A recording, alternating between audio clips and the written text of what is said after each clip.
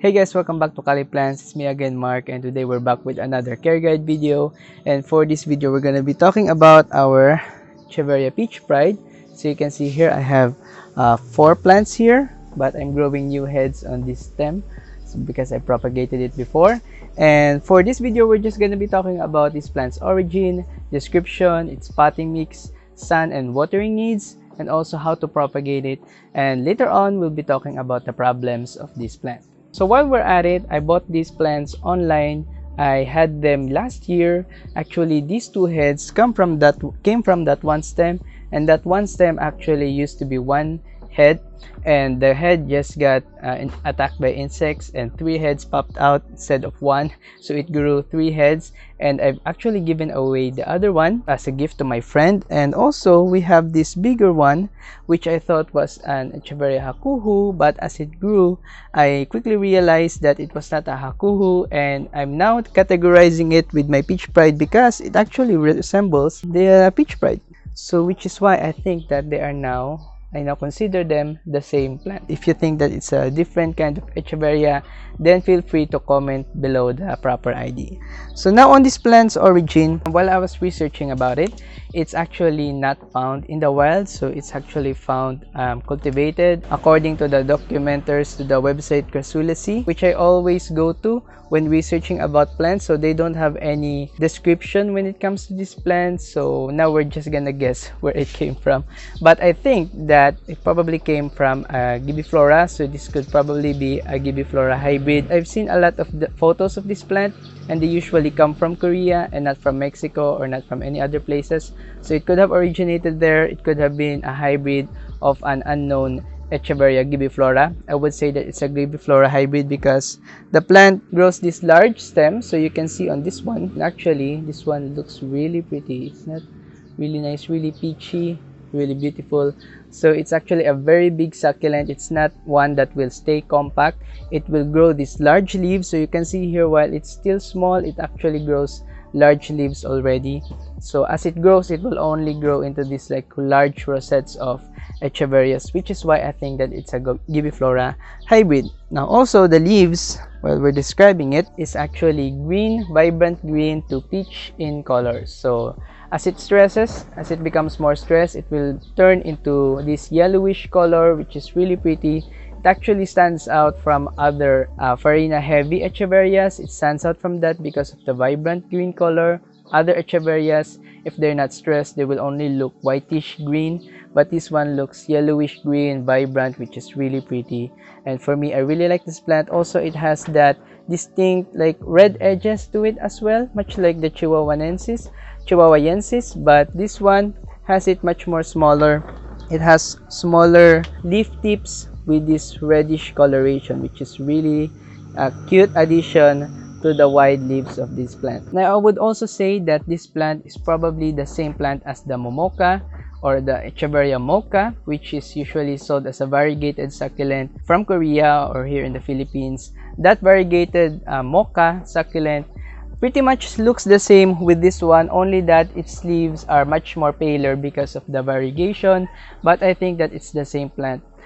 If you have any experience with Momoka losing their variegation and turning into this plant, you can also comment down below so we can confirm this theory, but I think that it's the same plant. Now when it comes to flowering, this plant has peach petals, so the outer side of the petals are peach, kinda like a pink color, and the throat of the flower is orange. So pretty much with our other Echeverias, they usually range from orange to yellow inside of the bell-shaped flower. So that's how they look like. Also, as I've said before, as it grows, it only grows upright and grows wider in rosette, and it also clumps when it's already mature enough, so it can probably produce pups underneath it. But some could be solitary, so you might want to behead if you want a clumping succulent. But I would also say that it is a very fast grower. So when it comes to its size, so comparing to its size, I think it's a pretty fast grower because it grows these really wide leaves really quickly.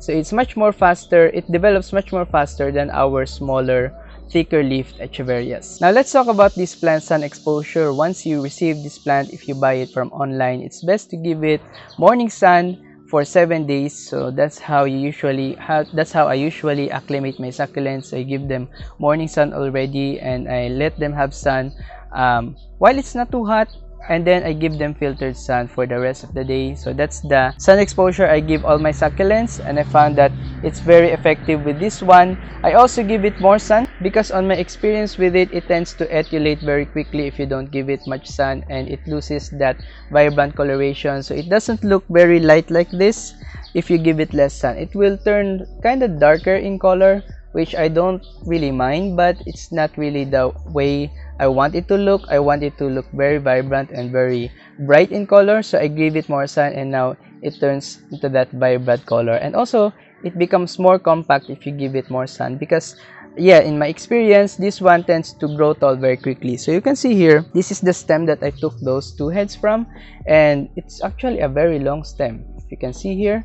So it used to get tall very quickly when it was still a single-headed plant. So you can see that the spaces between the leaves on the leaves that were removed, so the spaces in between those leaves were actually loose. They weren't spaced together. So that's how it would look like if you don't give it sun. That's actually the way this plant looked like when it was getting less sun.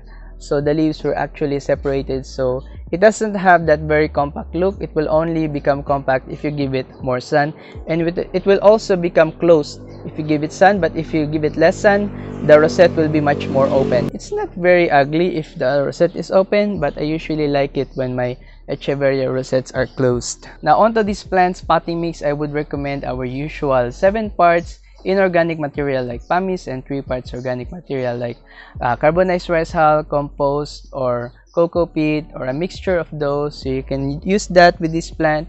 Actually, it's not a very sensitive succulent. I find that it can tolerate the different potting mixes that I planted it in.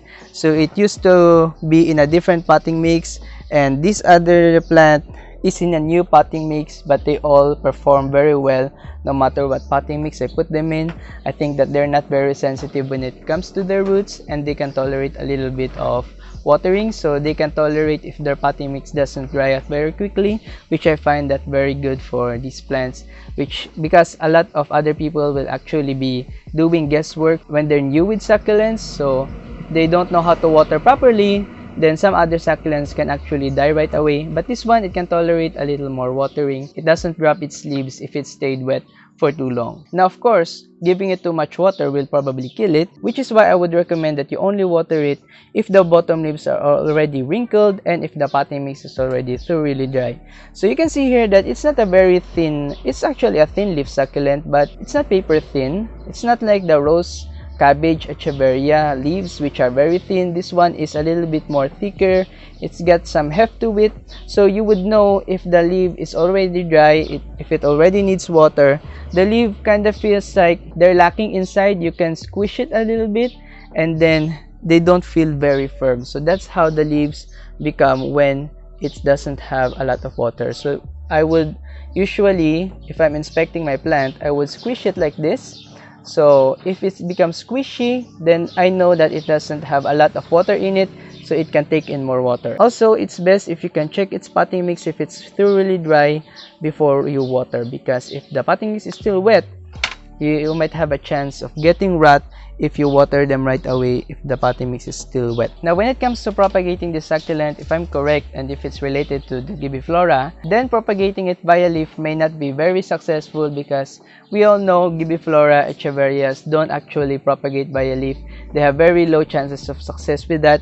So I find that propagating it via beheading will be much more successful. So that's what I did with the other head there, with the other single-headed plant here. So I didn't really behead it. It got attacked by insects, which is why the single rosette actually got destroyed. So they damaged the central growing point of the plant, which is why it started to grow 3 heads. And when I removed those 3 heads, which you could say is also a form of beheading, it started growing these new pups on the sides. I actually have 1, 2, 3, 4, 5 pups growing in here right now. So that's, I think, the best way to propagate the plant via beheading.